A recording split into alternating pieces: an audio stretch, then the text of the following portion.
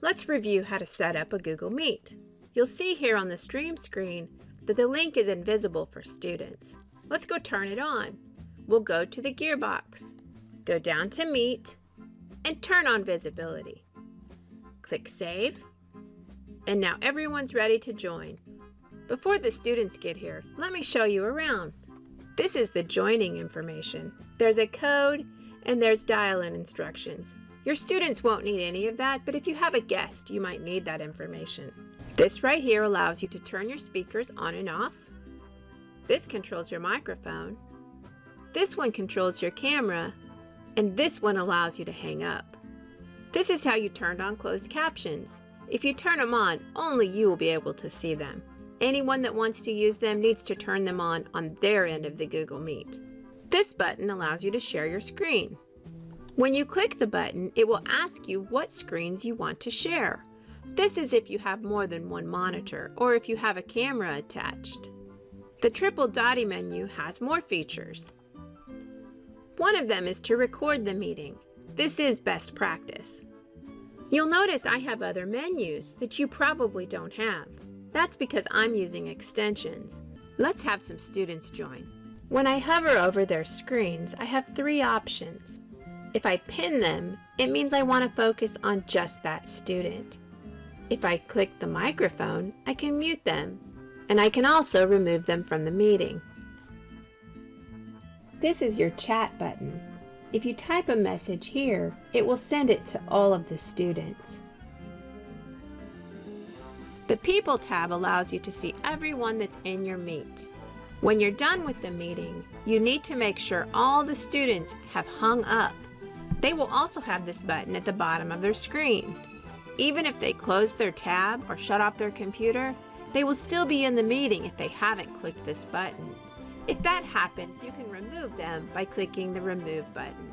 Make sure every student is out of the meeting before you leave. I'm going to go ahead and kick these two students out. If your Pin, Mute, and Remove button doesn't show up on the screen, you can always go under their name and do the exact same thing. Okay, all of the students are removed, so I'm going to go ahead and end the meeting. Remember, now you'll go back to the gear, go down to Meet, shut off the visibility, reset the link, and click Save. Do you remember how I told you you could share your screen in a Google Meet? I want to show you a really cool whiteboarding tool that you can use when you share your screen. First of all, here's the URL.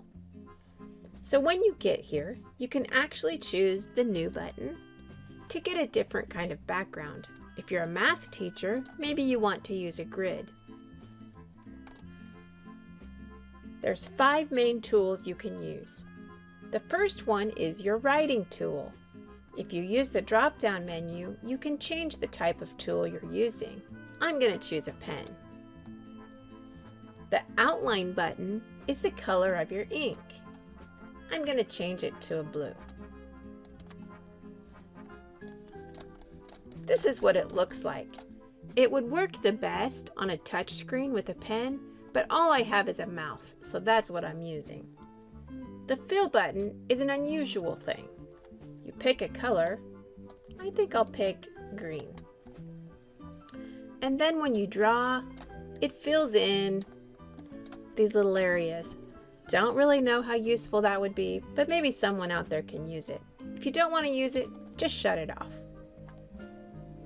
Let's look at the Shapes menu. This has all kinds of different shapes you can draw. This is if you want to insert a text box. This right here is the clip art that's available. You can upload your own, or you can use the drop-down menu. There's a lot to choose from. This would be great if you're solving a math problem and you're trying to get a storyline going, or if you're telling a story to students.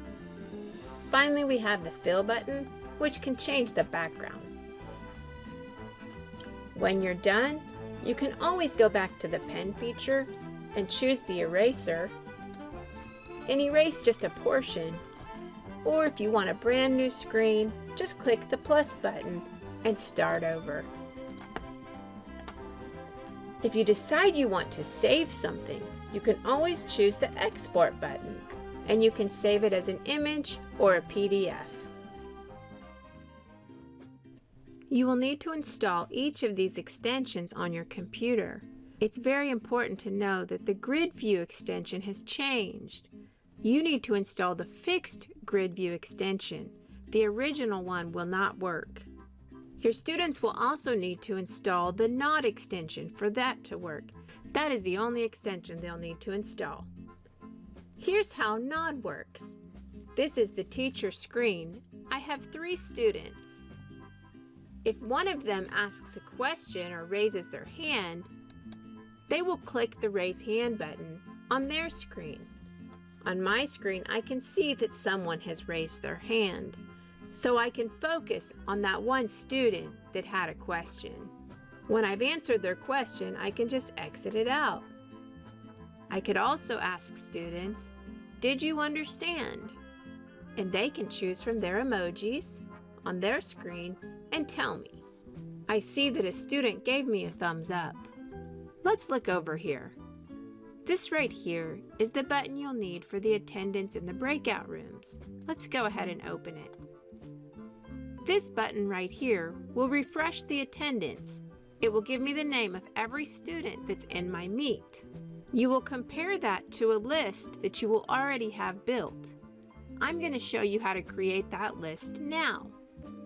Let's say I want to create a list of students that are on my roster for first hour. I put my title here, and I put the list of my students here. Then I click Save List.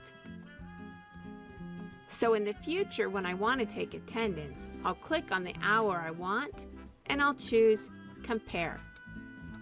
It will compare this list to this list. As you can see here, none of the students on my roster are in the meeting. If you no longer have a class, you can easily remove it by pulling it here in the drop-down menu and choosing Remove Class. Now let's look at how you can do breakout rooms. You'll choose Show Group Generator. You'll pick how many groups you want, and you'll choose Generate Groups. It is automatically assigned students, but I can move them around if I want to. You'll want to let students know which group they've been assigned to and how to get into the meeting. So you'll need to copy the groups, post that in the chat. You'll notice how the menu is gone here.